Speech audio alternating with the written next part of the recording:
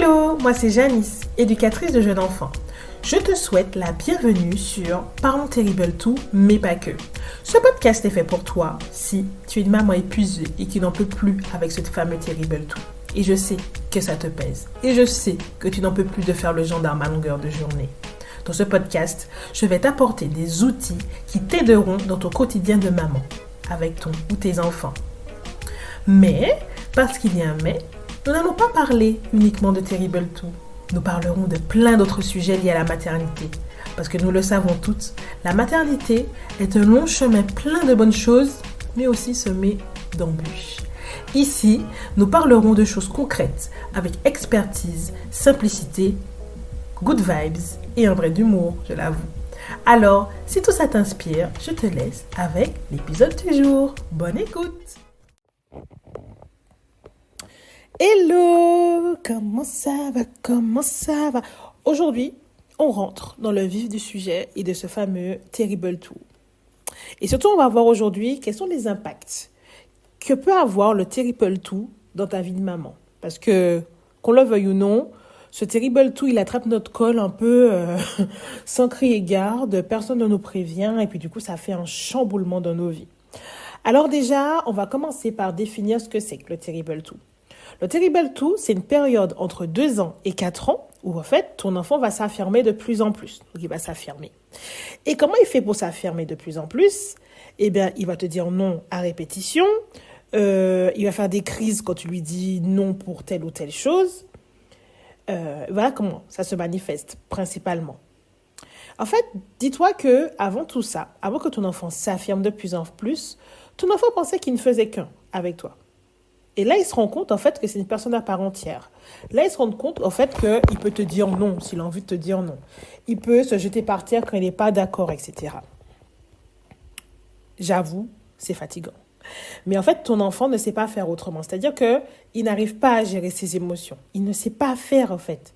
Pourquoi? Parce que, si on parle un peu, neurosciences, parce que dans son cerveau, la partie la plus développée de son cerveau, c'est la partie émotionnelle, alors que la partie qui est beaucoup plus sur la prise de recul, sur on réfléchit avant de faire telle ou telle chose, c'est pas encore ça, tu vois. Donc, c'est-à-dire que toi, demain, tu vas à la boulangerie, tu demandes un pain au raisin. On te dit, madame, il n'y a plus de pain au raisin. Tu vas te dire, c'est pas grave, je prends un chausson aux pommes. Ou c'est pas grave, je prends rien. Tu vas pas non plus t'énerver contre le boulanger, tu vas pas non plus faire une scène, tu vas pas non plus te jeter par terre. Alors que ton enfant, lui, si tu lui dis ça, il va pleurer, il va peut-être pleurer, il va crier, etc. Parce que il n'a pas encore cette capacité à se dire, bon, c'est pas grave, il n'y a pas de pain au raisin, mais je vais prendre autre chose. Et c'est comme ça que ça se manifeste. Et c'est comme ça qu'en tant qu'adulte, on se dit, mais il fait des caprices, mais il fait ci, mais il fait ça, il est capricieux. Alors qu'en fait, c'est juste que la majorité du temps, c'est que ton enfant fait cette crise-là parce que il y a un besoin qui n'est pas répondu, parce qu'il y a un besoin qui n'est pas satisfait. Attention. Je ne dis pas qu'il faut répondre à tous les besoins vs les envies de ses enfants. Je ne suis pas dans ça. Mais dis-toi que crise égale besoin, envie, insatisfait. Pour essayer de te faire un pas de côté sur le fait que tu te dises que ton enfant fasse des crises, des caprices, etc. Parce qu'un jeune enfant ne fait pas de caprices. C'est dur à entendre. Je sais que c'est dur. Franchement, je peux comprendre que ce soit dur à entendre, mais vraiment, quand tu as intégré ça, déjà, bravo. Ton enfant ne fait pas de caprices parce qu'à cet âge-là, les enfants ne font pas de caprices. Faire des caprices, ça sous-entend que ton enfant te manipule, qu'il réfléchit à ça plus ça égale ça. Donc, ça va. Alors que, comme je te l'ai dit auparavant, la partie du cerveau qui permet à l'enfant de prendre du recul, faire des stratégies, etc., est pas encore hyper développée. Donc, manipuler, il n'est pas dans ça. Et on sait que les enfants, ce sont les êtres les plus purs au monde. Donc, je t'en supplie. Mais je te dis que les enfants n'ont pas de caprice. N'hésite pas à te rapprocher de Catherine Guéguen qui parle pas mal de ça. Anyway. Donc, parlons Terrible 2. Donc, peut-être que ton enfant est en plein Terrible 2. Donc, dis-toi que c'est normal. Il n'y a aucune mouche qui a piqué ton enfant. Il est passé d'un enfant hyper mignon à un enfant hyper pas mignon. Il n'y a aucune mouche qui l'a piqué, c'est juste que c'est le développement normal. Quand je dis normal, je mets des guillemets, bien sûr. C'est le développement normal de l'enfant. Mais, je sais que ce n'est pas simple du tout. Car ce qui est frustrant, c'est de passer du tout au tout. C'est parce que, t'imagines, t'avais un enfant tout calme, tout mignon, tout craquant. Et puis d'un coup, c'est comme si on appuie sur un bouton, et puis bim, l'enfant se révèle. L'enfant fait des crises, etc., etc. Et c'est super épuisant. Bref, dans cet épisode, je vais te partager les différents impacts que peut avoir le Terrible 2 dans ton quotidien de maman et comment on peut diminuer ces impacts-là. Donc, c'est parti, J'espère que tu as fini ma phrase. Premier chamboulement que peut avoir les premiers impacts, que peut avoir le Terrible 2 sur ta vie de maman, sur ton quotidien de maman, il est purement émotionnel. C'est simple. Tu as l'impression de passer ta vie sur le manège, le goût du risque, tu sais, au parc Astérix, où tu as plein de loopings. Tu montes, tu descends, tu tournes, tu montes, tu descends. Et en fait, ta vie devient des montagnes russes émotionnelles. Donc, tu passes à des moments de joie éclatante, où tu as envie de croquer ton enfant, il est trop choupi, etc. Et tu passes à des moments de crise déconcertante, de colère déconcertante. Tu sais, ça s'explique comme ce moment où tu as trop envie de récupérer ton enfant à l'école ou à la crèche, tu peux arriver à la maison, il y a le tunnel du soir, tu te dis, my God, l'enfant crie, l'enfant ne veut pas ça, l'enfant se jette par terre, l'enfant ci, l'enfant ça, et c'est constamment comme ça. Donc, en fait, tu n'arrêtes pas d'avoir des montagnes russes émotionnelles et c'est particulièrement épuisant en tant que parent. Je vais revenir en détail par la suite sur comment on peut atténuer ça, ne t'inquiète pas. Ensuite, la deuxième impact du Terrible 2 dans ta vie, dans ton quotidien de maman, c'est que ça chamboule les routines qui étaient déjà bien mises en place. C'est-à-dire que le Terrible 2 est souvent synonyme de routine bouleversée. Tu sais, mais c'était pas comme ça avant, ou encore, je comprends pas, ça se passait super bien, et puis là, il veut rien manger. Quand je parle de routine, je parle principalement des moments phares de la journée. Par exemple, pendant le temps du repas, qui était un temps hyper chaleureux chez toi, où tout se passait bien, et ben là, ça devient un moment d'enfer. C'est-à-dire que ton enfant n'arrête pas de se lever. Il jette les choses pour te dire qu'il n'a plus faim. Ou bien, on peut parler des couchers interminables où ton enfant dormait hyper bien et puis là, d'un coup, il ne veut plus aller dans son lit, donc il s'affirme plus. Il n'arrête pas de faire des va-et-vient. Et là, c'est le drame. On sait que le sommeil est hyper important dans nos vies.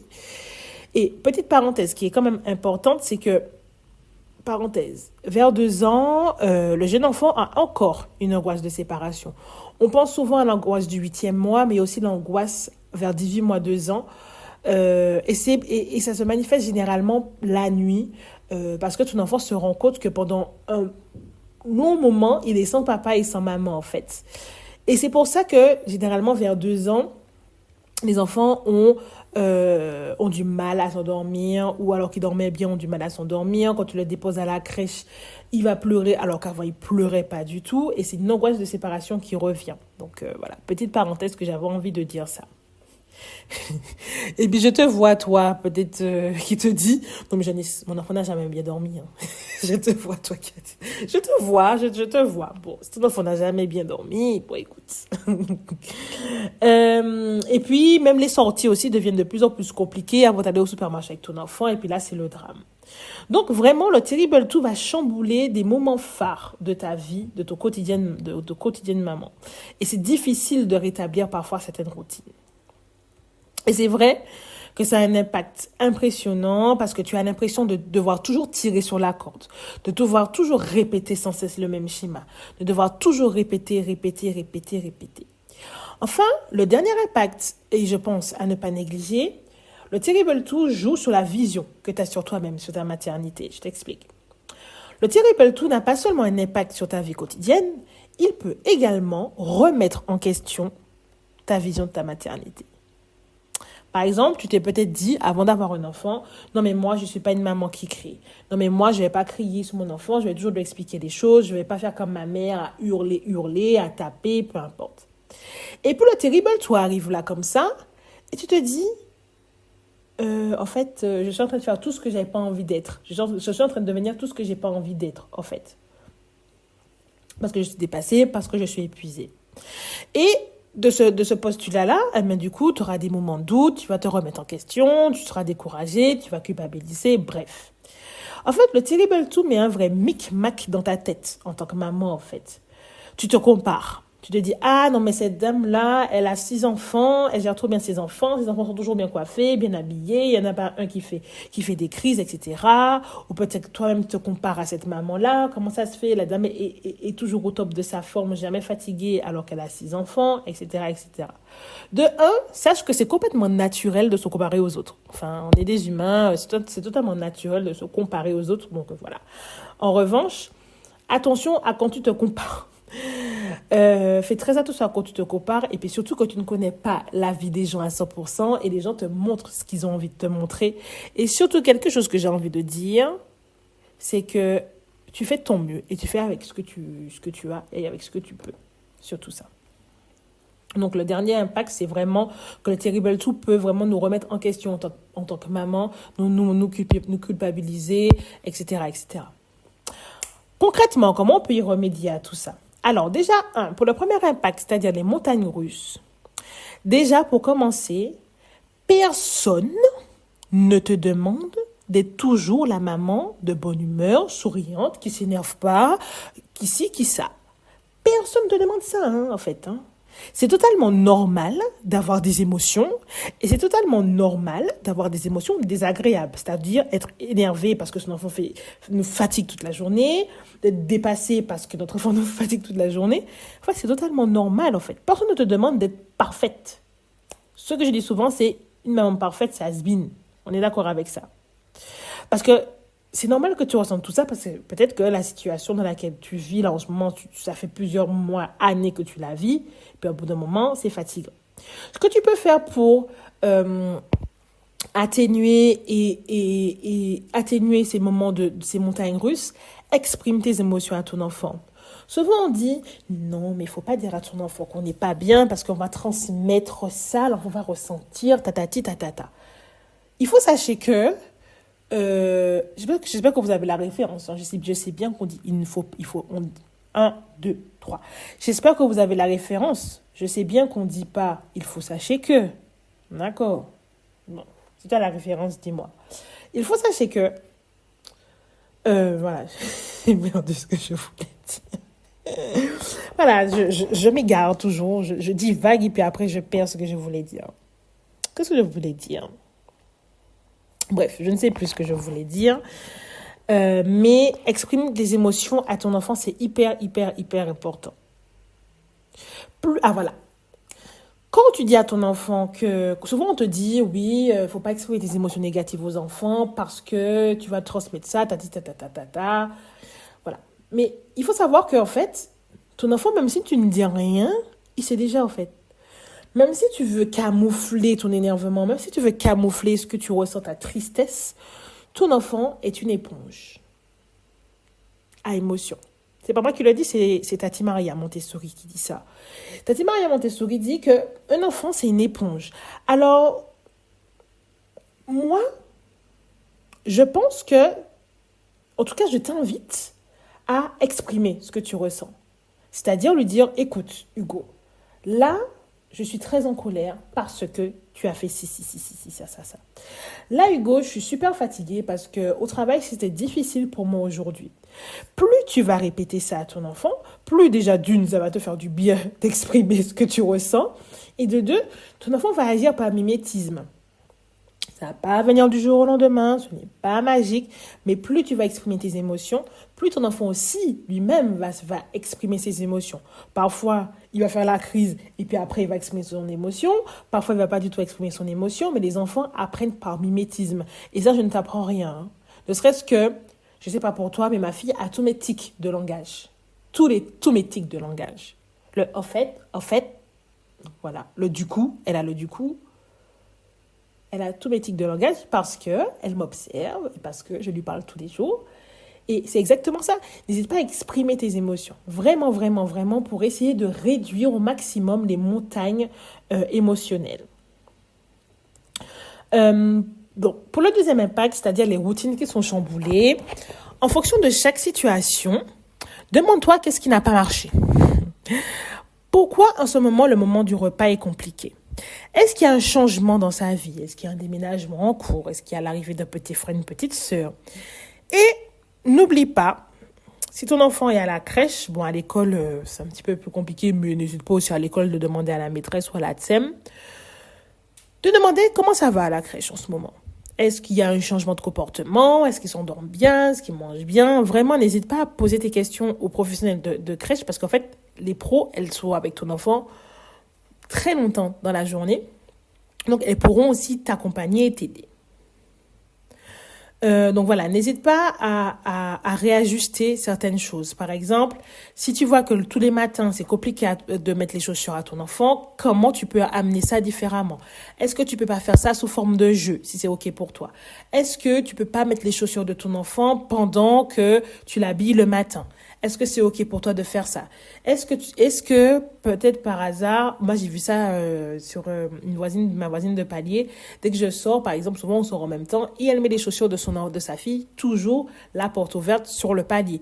Parce que je pense que c'est ce que sa fille accepte et que ça réduit les crises. Bref, n'hésite pas à essayer plein de petites choses parce que souvent on réessaye les mêmes choses et parfois les enfants, ils ont besoin de renouveau. Même si ce sont des êtres hyper routiniers, mais ils ont besoin de renouveau. Et puis, dire qu'il n'a pas envie de mettre ses chaussures, c'est s'affirmer. C'est montrer qu'il n'a pas envie. Et c'est carrément le terrible tout. Pareil pour l'exemple, pour le dodo, si c'est compliqué, peut-être envisager de créer une nouvelle routine du soir, peut-être envisager de le coucher un petit peu plus tard si tu vois que l'endormissement est plus long, verbaliser, etc., etc. Il y a plein de choses, mais en tout cas, essaye de voir s'il n'y a pas eu des changements au préalable. Aide-toi des professionnels de crèche et essaye de faire des choses différemment. Essaye de trouver, toi, ce qui peut changer et essayer de te sortir de cette routine de crise, etc., etc. Ensuite, le dernier impact, c'était la vision de ta maternité. C'est-à-dire que quand le Terrible 2 arrive dans ta vie, eh bien souvent, on se dénigre, on se descend, on se dit non, mais je ne suis pas capable, je suis une mauvaise maman, etc., etc. Essaye de te parler comme si tu parlerais à ta meilleure amie. Je ne vais pas dire à mes meilleurs amis, non mais là, vous ne savez pas gérer vos enfants ou quoi? C'est quoi ça? Non, non. Au contraire, tu vas les encourager, tu vas les valoriser. Et je sais que c'est difficile pour soi-même, mais je t'en prie, essaye. Si aujourd'hui, pendant le soir, tu as crié sur ton enfant, etc., dis-toi, ok, j'ai crié parce que j'étais fatiguée, demain ça ira mieux. Et n'hésite pas à te valoriser ou de demander à tes proches de te le faire. Si tu culpabilises aussi, demande-toi si c'est vraiment vrai ce que tu racontes. Est-ce que c'est vraiment vrai que tu es une mauvaise mère parce que tu as haussé le ton? Est-ce qu'une maman a le droit de se tromper ou de faire des erreurs? Est-ce que tu as le droit de te tromper, de faire des erreurs? Oui ou non? Vraiment, essaie d'y répondre pour te déculpabiliser au maximum. Se parler avec bienveillance, je t'assure que c'est un super cadeau que tu te fais.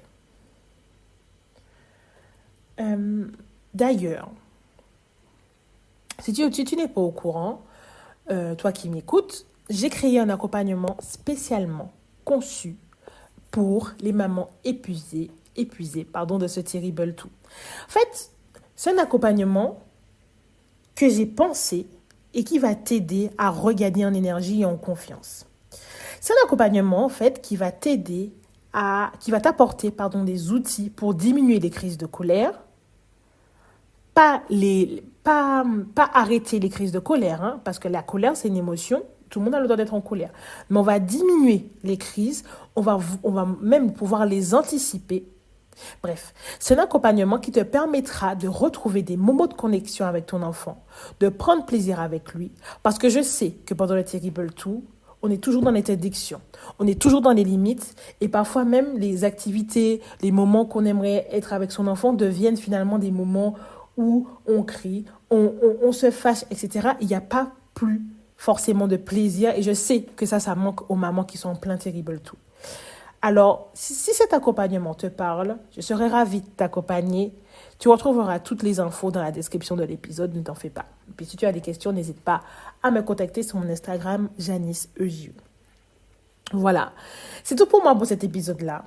Rappelle-toi que rien n'est figé. Oui, peut-être que ce que tu vis en ce moment avec le Terrible 2, c'est hyper compliqué, mais sache que tu n'es pas obligé de vivre ça seul.